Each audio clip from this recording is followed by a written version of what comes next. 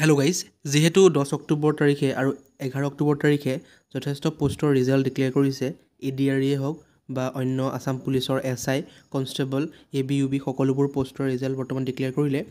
গতিকে অহা কাইলৈ অৰ্থাৎ 12 অক্টোবৰ তাৰিখে বাকী যোনবোৰ পোষ্ট আছিলে আপোনালোকৰ হেল্থ ডিপাৰ্টমেণ্টৰ টোটেল পোষ্ট আছিলে 3698টা পোষ্ট আছিলে, সেইকেইটা পোষ্টৰ ৰিজাল্ট ডিক্লেয়াৰ কৰিব। ইয়াত আপোনালোকে চাব পাৰিছে যে হিমন্ত বিশ্ব শৰ্মা আমাৰ CM তেওঁ টুইট কৰিছে যে with result for 3698 post under health ডিপাৰ্টমেণ্টত যোনে এপ্লাই কৰিছিলে বা যোনে এক্সাম দিছিলে বা স্কিল টেষ্ট যি হৈছিলে সেইবোৰ দিছিলে তেওঁলোকৰ অহা কাইলৈ অৰ্থাৎ 12 অক্টোবৰ তাৰিখে ৰিজাল্ট ডিক্লেয়াৰ কৰিব। আজিৰ এই ভিডিঅ'ত মই দেখাম যে আপোনালোকে কেনেকৈ নিজৰ ৰিজাল্টটো চেক কৰিব, কোনটো ৱেবছাইটত যাব লাগিব ৰিজাল্টটো চেক কৰিবৰ কাৰণে, সকলোবোৰ বিষয় এই ভিডিঅ'টোত মই কৈ আছোঁ। প্ৰথমতে চাওঁ আহক যে কি ডিপাৰ্টমেণ্টৰ ৰিজাল্ট ডিক্লেয়াৰ কৰিব। অৰ্থাৎ গম পাইছে যে হেল্থ ডিপাৰ্টমেণ্টৰ আৰু বিভিন্ন ভাগ আছিলে, যেনে including DME, DHS, FW and Ayush এই পোষ্টৰ ৰিজাল্ট ডিক্লেয়াৰ কৰিব। টোটেল পোষ্ট হ'ব 3698টা। গতিকে চাওঁ আহক যে কেনেকৈ আপোনালোকে নিজৰ ৰিজাল্টটো চেক কৰিব।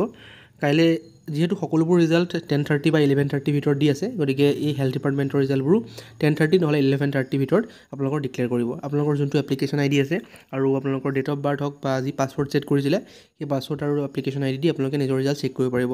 গতিকে আহক আমি চাওঁ যে কোনটো ৱেবছাইট যাব লাগিব এই ৰিজাল্টবোৰ চেক কৰিবৰ কাৰণে। আপোনালোকে নিজৰ ৰিজাল্ট চেক কৰিবৰ কাৰণে যোনটো মই আপোনালোকক দেখাই আছোঁ স্ক্ৰীণত, তেনেকৈ চাৰ্চ কৰিব www.dhs.assam.gov.in। তাত চাৰ্চ কৰিলে আপোনালোকৰ যোনটো ফাৰ্ষ্ট লিংক আহিব তাতে আপোনালোকে ক্লিক কৰিব। ইয়াত দেখা পাইছে যে DHS আছাম, এই তলত যোনটো লিংকটো ধুনীয়াকৈ আহি গৈছে, result directorate of health service DHS Assam, ইয়াত ক্লিক কৰি দিব। যিহেতু এতিয়ালৈকে বৰ্তমান কোনো ৰিজাল্ট ডিক্লেয়াৰ কৰা নাই, অৰ্থাৎ অহা কাইলৈ ৰিজাল্টটো ডিক্লেয়াৰ কৰিব। অহা কাইলৈ 10:30 বা 11:30 ভিতৰত আপোনালোকৰ ৰিজাল্টটো পাই যাব। গতিকে ইয়াত যোনটো ৰিজাল্ট ছেকশ্যন আছে তাত আহিলে আপোনালোকে ইয়াত PDF আকাৰটো পাই যাব পাৰে, নহ'লে আপোনালোকৰ এটা লিংক নতুনকৈ মুকলি কৰি দিব। তাত আপোনালোকে নিজৰ এপ্লিকেশ্যন ID মাৰিব লাগিব আৰু যোনটো পাছৱৰ্ড ছেট কৰিছিলে পাছৱৰ্ড মাৰিব লাগিব, নহ'লে ডেট অফ বাৰ্থ মাৰিব লাগিব। সেইটো লগ ইন কৰাৰ পাছত আপোনালোকে নিজৰ ৰিজাল্টটো চেক কৰিব পাৰিব আপোনালোকে কোৱালিফাই হৈছে নে নাই। আৰু যদিহে আপোনালোকে পাছৱৰ্ড পাহৰিছে তেনেহ'লে কথা নাই, আপোনালোকে তাত ফৰগট পাছৱৰ্ডৰ অপশ্যন থাকিব। ফৰগট পাছৱৰ্ড মাৰিলে আপোনালোকৰ এপ্লিকেশ্যন ID আৰু ডেট অফ বাৰ্থ মাৰিলে আপোনালোকে যোনটো মোবাইল দি ৰেজিষ্টাৰ কৰিছিলে, অৰ্থাৎ ৰেজিষ্টাৰ নাম্বাৰ যোনটো দিছিলে, এপ্লাই কৰোঁতে যোনটো ৰেজিষ্টাৰ্ড নাম্বাৰ দিছিলে তাত এটা OTP যাব। সেই OTPৰ দ্বাৰা আপোনালোকে নিজৰ পাছৱৰ্ডটো ৰিছেট কৰিব পাৰিব, অৰ্থাৎ ৰিজেনেৰেট কৰিব পাৰিব, আৰু তেনেদৰে আপোনালোকে নিজৰ ৰিজাল্টটো চেক কৰিব পাৰিব আপোনালোকে কোৱালিফাই কৰিছে নে নাই।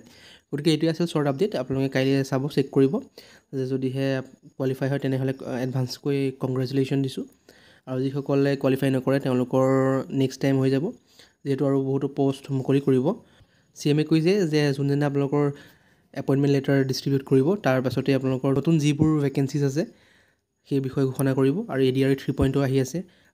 ADRE 3.0ৰ লগতে বিভিন্ন ধৰণৰ ডিপাৰ্টমেণ্টৰ এক্সামবোৰ কণ্ডাক্ট কৰা হ'ব। গতিকে আপোনালোকে আশা এৰি নিদিব, চেষ্টা কৰি যাওক, আপোনালোকৰ নিশ্চয় এদিন সফল হ'ব। Thank U.